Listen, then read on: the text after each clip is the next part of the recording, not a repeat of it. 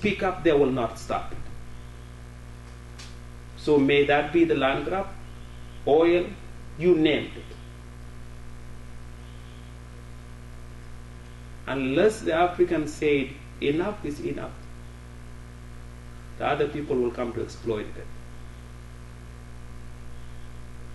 And this land grab is not a joke. Other people are coming to grow food, to feed their people, and leave the people who live in that land homeless. That is unacceptable, and that's something that has to be confronted. You don't have to be an Ethiopian. A moral responsibility does not have a boundary.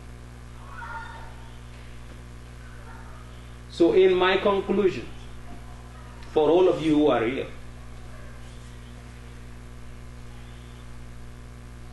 you take this, educate another person about what's going on.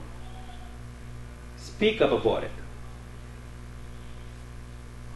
Now there's a petition which is been going around. Sign the petition. Be active. And my conclusion comes back to you. Looking at all of you, most of you I don't know your name, your age, where were you born, but there's something I know for sure. Each one of you are a human being. You have the moral responsibility to protect other humankind. It is your responsibility to do good, because when you go tomorrow, you will leave this world a better place. It is not the responsibility of Obama or Stephen Harper or anyone else. Each one of us, we are not taking action. In our action is that what makes the world to be where it is. Like as I say earlier, there's people who say 99 movement, 1% of the population benefiting more while 99%, that is unacceptable. It is wrong. You don't have to go to Ethiopia to make a difference. You can make a difference where you are. Each one of you, your mom and your dad brought you to this world. The minute you take responsibility, you go. You don't belong to that mom and dad anymore. You belong to the humanity. You have a responsibility. Because we all make difference every day. Most of you, when you come here, if you are driving or not, there's some point where you reach at a red light. Had you crossed, you would hit the car of somebody else. By stopping that, you made a difference. We do make difference each and every day. Take that as your responsibility, knowing that we will never live in this world forever. You are into this world for a short time to make a difference in each day. Sometimes I tell people, all of us, every morning we wake up, before we leave our door, we make sure that we take care of ourselves the best. For those who have hair like me, I'm bald head, I don't have hair. Those who have hair, they make their hair. You put your nice dress on. You make yourself look good for the world when you go out there. There's no one that waking up every day to make this world a better place. If we had that, our world would be different. So, signing the petition is one thing. Making other people aware about what's going on is another thing.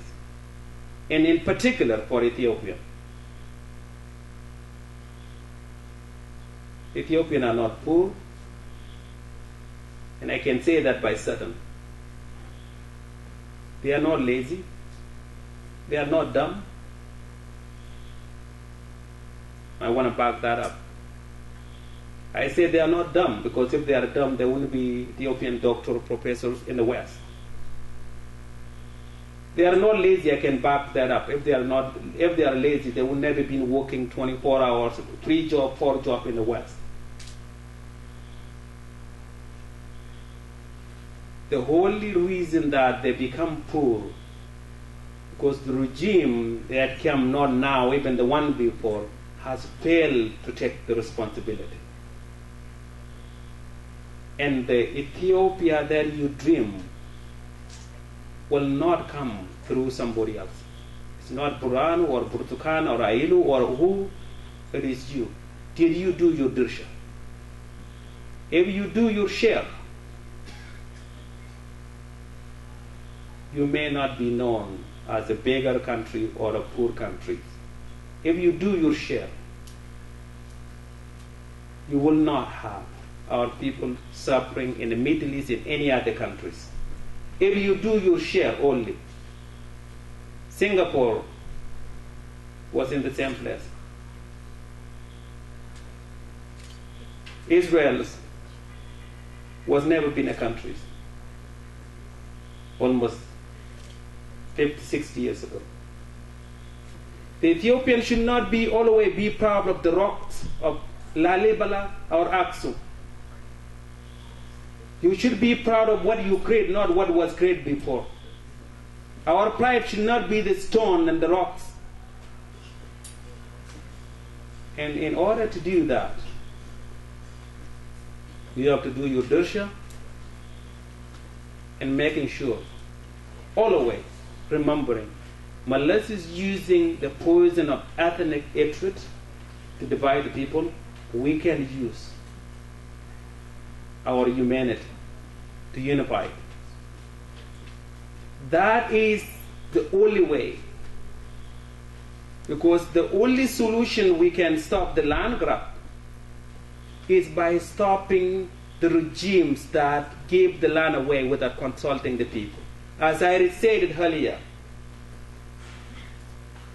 the Western come through other African to sell the people and hunt African, tell them to the West as slaves. It's a different form today. There's a regime in Ethiopia, we call it the TPLF Mallas, they're using it to allow the Indian and the other to come in. It's only when you stop that, the land grab thing will stop. So this land grab is not a joke. It's a real thing, it is happening. And don't depend on the West. Depend on yourself and your people. Thank you. About this, so you can educate yourselves more.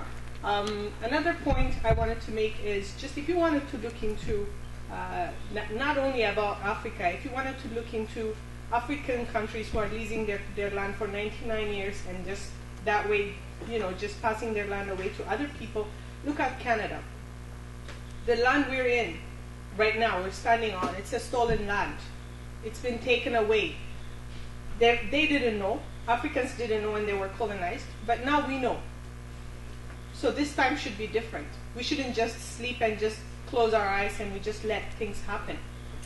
The recent report of Human Rights Watch shows 70,000 people from Gambela region has been displaced and taken away and just kept in a secluded area, cut from all the resources, which is exactly the same thing that's happening in the reserves here for the First Nations people. So you just fast forward and see yourselves in if you don't act on time. Time is very critical. So I just want to take, I want you guys to take that into consideration. And now I'm going to pass the microphone to Mr. Daneil Tilahun. As I told you, he has so much knowledge and information about the legal perspective when it comes to trade and land agreements and things like that. So you'll hear a lot from him. Thank you very much. Thank you, Fasika. The title I'm going to talk about is, Can we get back our land? I hope, I pray, and I believe that the minority dictatorship in Ethiopia will be gone and done with very soon. Consequently, Ethiopian people will assess these land deals as the first order of business, due to several importance of the issue. the legal instruments governing these land deals. In Ethiopia, land is being leased to the so-called investors for periods ranging from 50 to 99 years based on three important sources of law. Primarily, the present-day local laws governing landholding in Ethiopia. Secondly, investment contracts which are signed between the state of Ethiopia and the investors governing the use of water, export of products, and repatriation of profit. Thirdly, bilateral investment protection treaties governing the enforcement mechanism of the contracts. According to the Investment Agency of Ethiopia, Ethiopia has signed and ratified bilateral investment treaties with most of the land-grabbing countries. For instance, the treaty signed and ratified with the Arab Republic of Egypt on the 27th of July 2006, with the Union of India on August 11, 2010, with the People's Republic of China on the 1st of May 2000. In addition to these treaties, the regime in Addis Ababa has further signed and ratified the 1966 Washington Treaty on Investor-State Dispute, which could elevate any dispute in relation to these land deals as an international treaty dispute. Moreover, Proclamation number 3796 also stipulated, in case of investor-state dispute, if an amicable solution by mutual discussion is not possible, the investor is entitled to submit the dispute to either local courts or international arbitral forums at its option. The most shocking and amazing result of all these treaties and contracts is that they end up arming the foreign land buyer with a better title to land and water use as compared to the local indigenous population. Land ownership in Ethiopia is formally vested on nations and nationalities of Ethiopia as per Article 40 of the Constitution. This token ownership is not enshrined in any legislation which grants primary right of use and ownership of land and water resource in clear and unambiguous terms to the local community collectively or individually. In effect, the foreign buyer, whose rights and titles are clearly granted, would be able to assert those rights in case of any dispute between the locals and the foreigners. The combined reading of these treaty obligations and domestic legislations affirms that the land that is leased in Ethiopia will be governed by the local laws at the present time